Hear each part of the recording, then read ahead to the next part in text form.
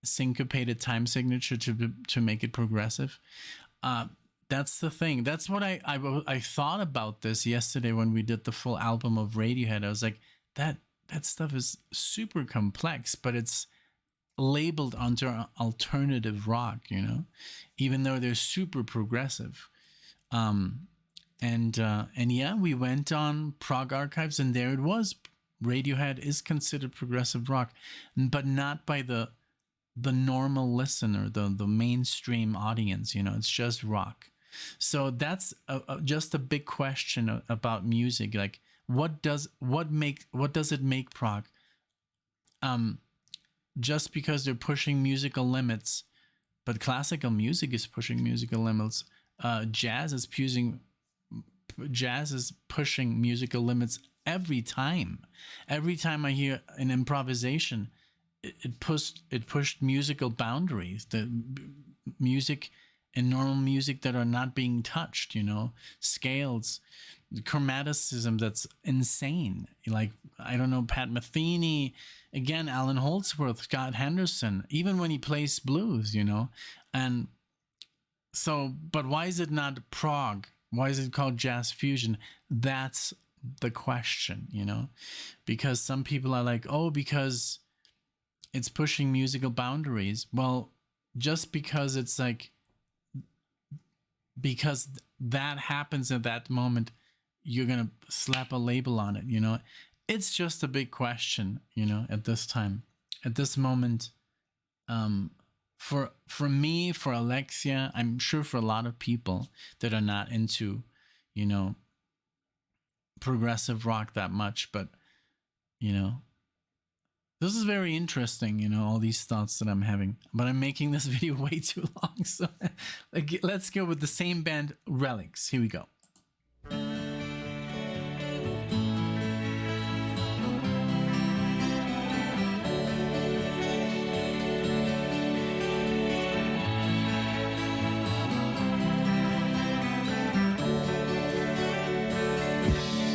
Here I see the sky as it falls into ashes.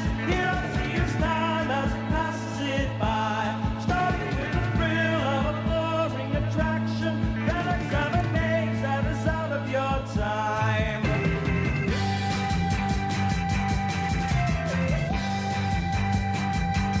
Now that's what you are. If you want, you can ask him. Comments in your mind as you finish your time.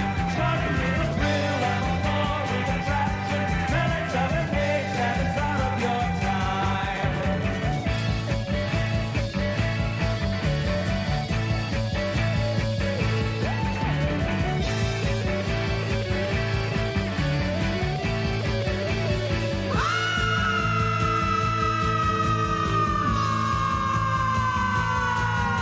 She walks through the park, she thinks she's smart, with the diamond rings and a dog that sings. Her mother's bad and she thinks she's bad. When she looks in the mirror, that's just too damn bad. She's bad. She's bad. She's bad. She's bad.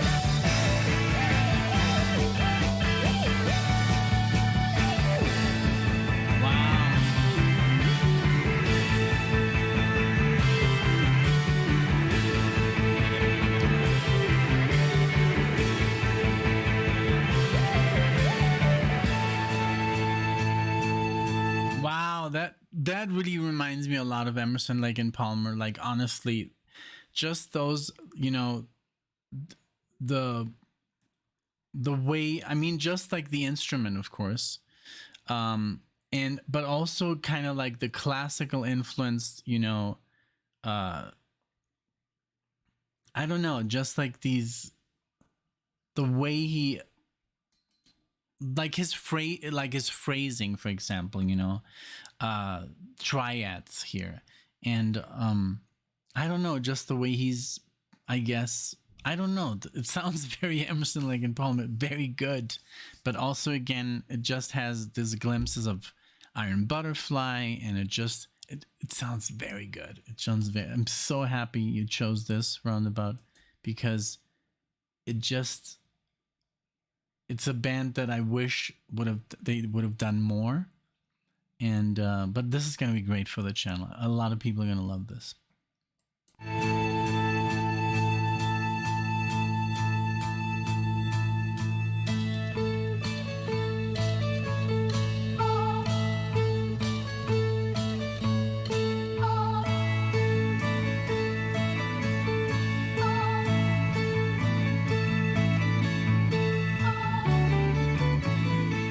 Very classical.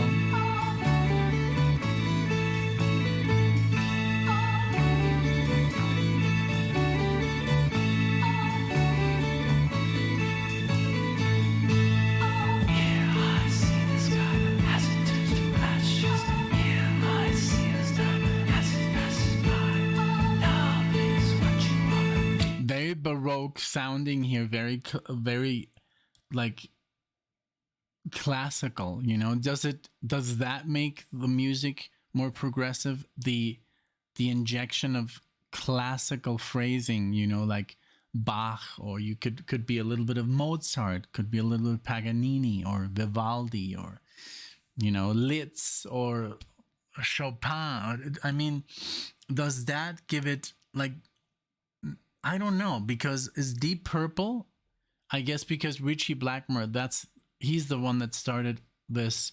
I hear it also. Steve Hackett uses a lot of phrasing from Bach, you know, in songs like I think, oh, that pedal note that he does. I don't remember right now what the song is, but it's an epic one. It's very, a lot of instrumental stuff. Not Supper's Ready. God, I always forget the title of that track, but you know, like that's another question. Does that make it more progressive? Because I hear that a lot in Yes, you know, there's a lot of classical influence playing. Want to ask God is in your mind, that she gives you time. And won't you see her calling me, calling me inside? I want to see the best of you, laughing as I cry, and naked to her when I was clinging to her breast. When she was a part of me, I screamed and go rest.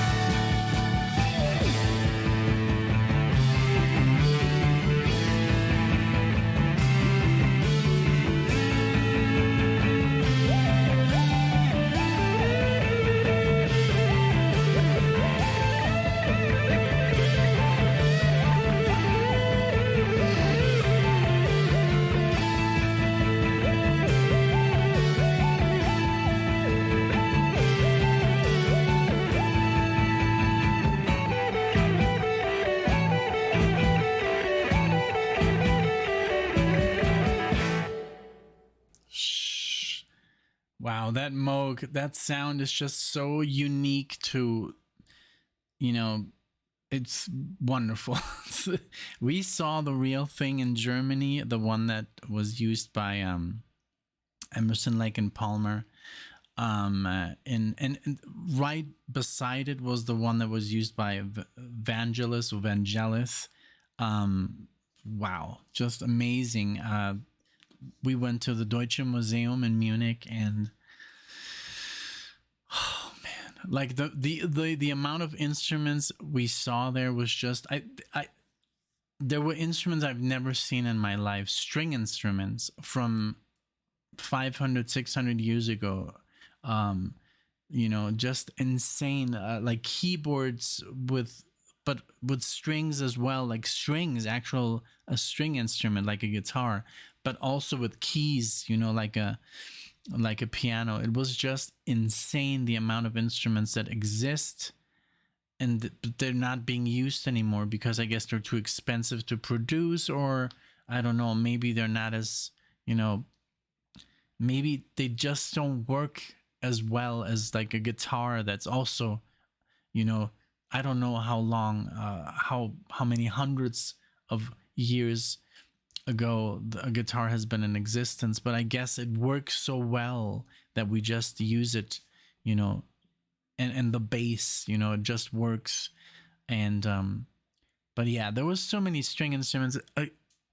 Like I can't even, like I took a video, I want to upload it, but we haven't had, like, I guess the most of the time. There's so much stuff we saw in Munich that we would like to share, but yeah, we haven't had the time to upload everything. Okay, this is the last one. Jade Warrior. This is a Sundial song. Let's go. And I've made this marathon a super long. Sorry for my constant interrupting, but hey, it's interesting, and it's a real question, that I would like you guys to answer as much as you can, not just one person. I hope you guys really discuss, like, I'm gonna put it in the title, and then you guys can have your debates or whatever.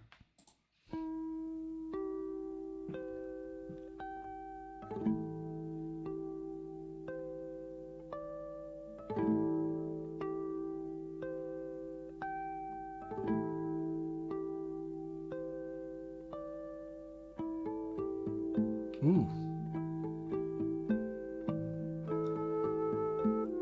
Beautiful. This reminds me of Horizons by Steve Hackett. The whole, like, the harmonics.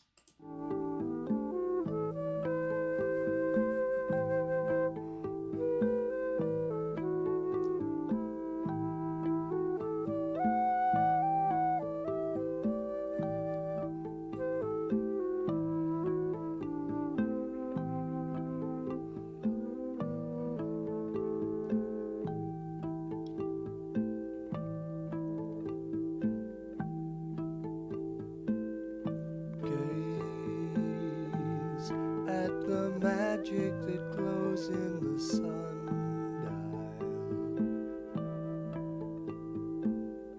All of its secrets are mine.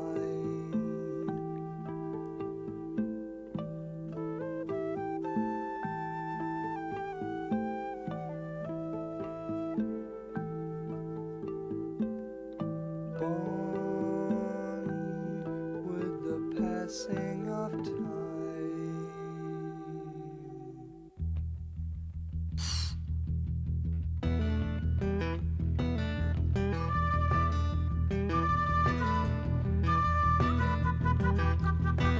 This band, wow.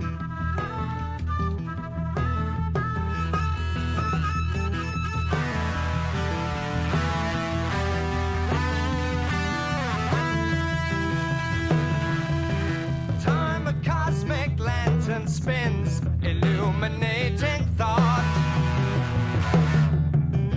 Visions set in ancient times, battles being fought. Men impaled on shafts of steel, skies a somber gray. See the banners carried high, hear the wise men say.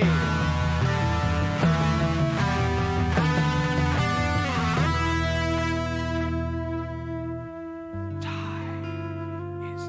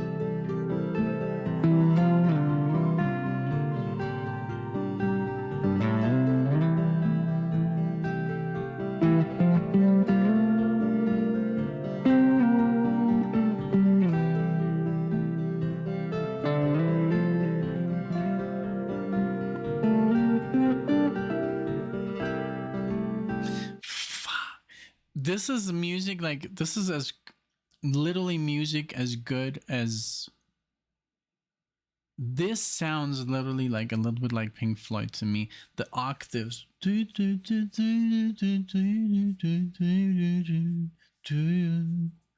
Holy moly.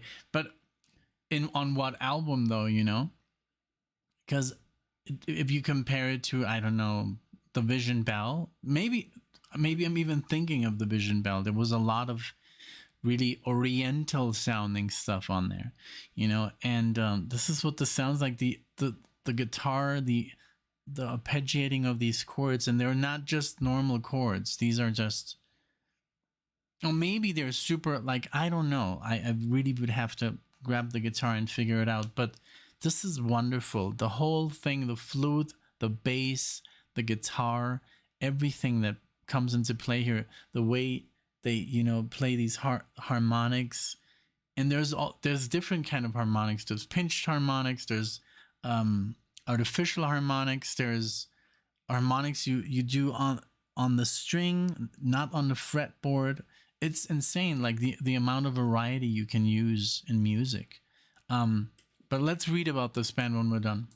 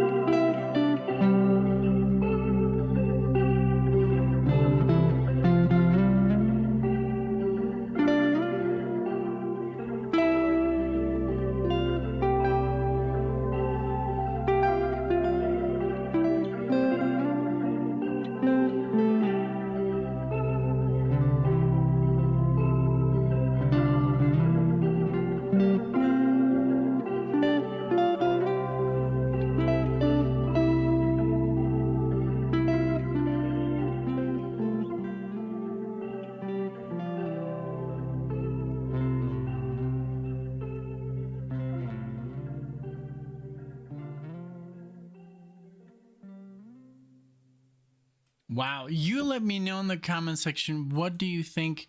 I'm looking at it.